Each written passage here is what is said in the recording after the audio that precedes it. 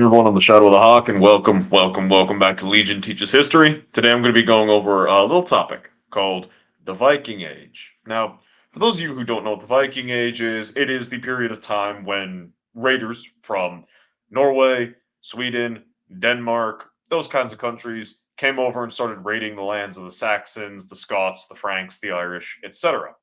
We have a lot of shows and movies and games and books and comics about this period of time. But how did it happen? Why did it happen? And what were its effects? We're going to be talking about that today. But before we do, consider, if you like this content, if you like what I'm doing here for Ryan, the host of Legion Teaches History, feel free to hit that like button, hit that sub button, hit that notification bell, and join the conversation down below in the comments section. So anyway, to start, I need to establish the differences between the barbarous heathens of the north and the barbarous heathens of the west, because that is fundamentally the core of why the Viking Age happened.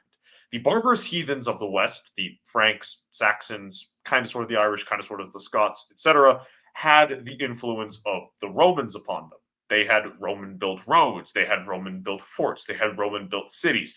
They were living in a civilized, I say in quotations, society. They had high social trust. So they didn't need to worry about constantly fighting each other. When a king died, his son took over. That was expected. That was the rule. There were clearly demarcated zones of where people ruled and people didn't rule, and most conflict was relatively controlled and tame. Typically, kings would denote, hey, we're going to fight here, or we're going to fight here, or we're going to fight here. They would fight. Whoever won, won. There was no burning of someone else's land. There was no just random attacks in the middle of winter because those would have been expensive and there's not really too much point because then you would need to occupy the territory, garrison the territory. And another factor was the fact that most of these kingdoms didn't really have large standing forces of fighting men because they couldn't afford them. Most of their armies came from well trained, well disciplined soldiers that were also farmers for most of the year. They would go off, they would tend their fields, they would manage their herds, they would do some like drilling and stuff like that with their local communities. When war was called up, they would pick up their spear, they'd pick up their shield, they'd go to war for a couple of weeks, and then they'd go back and handle their farms. So you really couldn't consistently wage long-term campaigns. So you needed to make sure your battles were quick and decisive and done. Paired with that, they were also in a period of massive decentralization, as certain either in the case of the Franks, Charlemagne died, and then his descendants also died, and that left massive power vacuums. Sons and brothers and stuff were competing for who could be in control, and it left everything kind of finicky. And in the case of Britannia, Britannia was never really united. You had Essex and Wessex and Northumbria and the different Pictish kingdoms that we don't really remember the names of, the different Irish kingdoms and Mercia and the like 6 or 7 different Welsh kingdoms. And all of those were going through political instability. Northumbria, which had been the dominant power in England, or what we now call England, for instance, was going through a massive internal strife period. The Picts and the Scots were dealing with their own issues. So the Vikings happened to strike at a period of time where everyone was in a mix of destabilized but also civilized. Now we need to talk about the Norse society. How did that work? Well, the Norse didn't really have a lot to work with in their homeland. It was cold, it was frigid, there was a lot of rocks. It wasn't a barbarous hellscape that no one could live in, otherwise they wouldn't live there. There were still places where you could grow food, where you could fish, where you could raise livestock. However, it was rare and it was hard to maintain for a larger population. So what you would tend to see is individuals who had martial ability would rule these areas, and someone who had superior martial ability or someone who was able to network alliances would build up a kingdom with these different jarls and chieftains and thanes and all these things.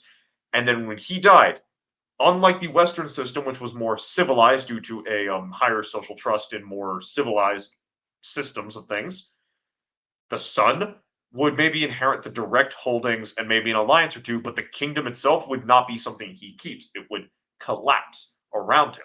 And so he would either need to build it up again or someone else would build it up for him. So, right then and there, you had a very different society where warfare was a more constant thing, where you were expected to be a very constant fighter.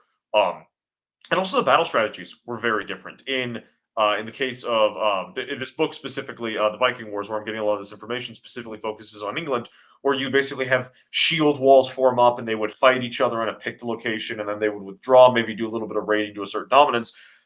The Norse didn't really have that. It was typically war bands going at each other wherever they could, meaning you needed to like be very tactical about when you struck. You didn't have a lot of soldiers to spend, or maybe you wanted to catch the drop on them because you weren't just trying to assert dominance, you were actively trying to take what they had. So you would sneak in with a longship down a bay, and then you would burn their village. And while they're panicking about the village, your three other longships would come in, and you would catch them in a pincer and then tear them to pieces, for instance.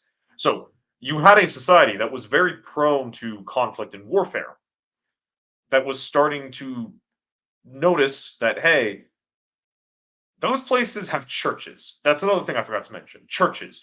Churches were massive accumulations of wealth because you needed in a lot of cases, you needed the validation of the church to be a recognized leader within the Western European world. So churches were given a large amount of wealth, and they didn't really need to defend themselves because no Christian was going to raid a church. No Christian was going to attack a church. But a Dane, a Norseman, a Swede, they didn't care. They did not care. So when you're a poor little monk chilling in your abbey and you see a dragon proud ship sailing from the horizon and then landing, and a bunch of well bathed, possibly makeup wearing, long blonde haired individuals charging at you with Dane axes and shields and swords and bulges and things, you were going to have a bad time. A lot of the early attacks on England and France or Francia, excuse me, was actually directed at these monasteries because they had very little defenses and they had a lot of wealth. But once those began exhausted or started being fortified, it became less about those and more about marketplaces, villages, things like that. And so Francia had this problem, but specifically England had this in spades because it was significantly more decentralized due to not having a Charlemagne like figure in its history, but also the rivers. With the amount of rivers and how small England was paired with the Roman roads, a Viking force could reasonably land somewhere, do a ton of damage. It could like sail up a river, do a ton of damage along the river, and sail away. And because of the nature of Western warfare, being you call for your fjords or your levies or your militias and you bring them together in a big force and then you go after the enemy, there was never really a chance. Like you would know that something's going on, you would gather up your troops. By the time you had a force to deal with the Vikings or the men who went to Viking, um, you couldn't really do anything because they were gone. They were sailing away with gold and silver and food and women.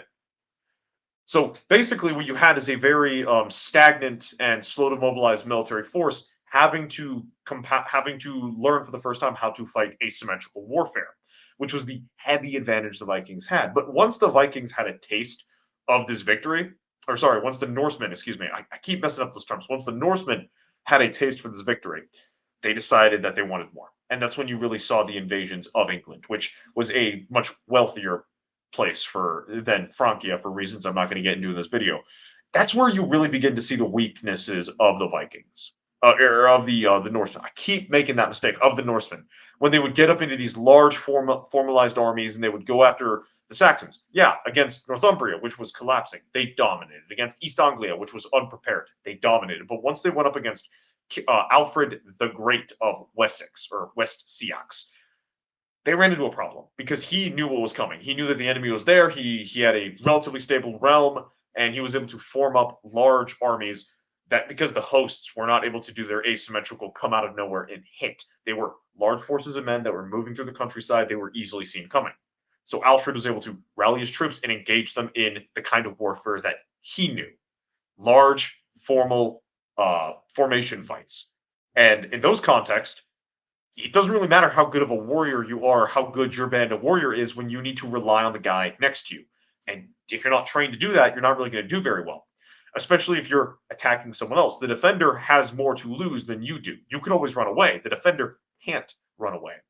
And so what you saw is over time, slowly but surely, as the Danes and the Norwegians and the Swedes became more entrenched in trying to occupy England, that they started being a lot weaker because it was no longer the ability to just raid and run away. They were an army that had objectives they needed to meet, or they had land in England and they couldn't just run away. And that's why you started to slowly see the Saxons retake or even overtake, because part of the region they ended up taking over was not originally Saxon, overtake Britannia. And yeah, that's basically a very oversimplified explanation of how the Viking Age began. If you really are interested, check out this book by Max Adams right here. It's a really good read. I'm about halfway through. I just got done with King Alfred's reign in this. It's a phenomenal read. It's a little bit dry at times, but it's pretty freaking good. Anyway, I've been the Shadow of the Hawk for Legion Teaches History. Thank you very much for watching. Have a good day. See you next time. And if you want to see more content like this, make sure to let Ryan know that you want to see this. Smash that like button, leave some comments down below, and yeah, join the conversation. Later, y'all.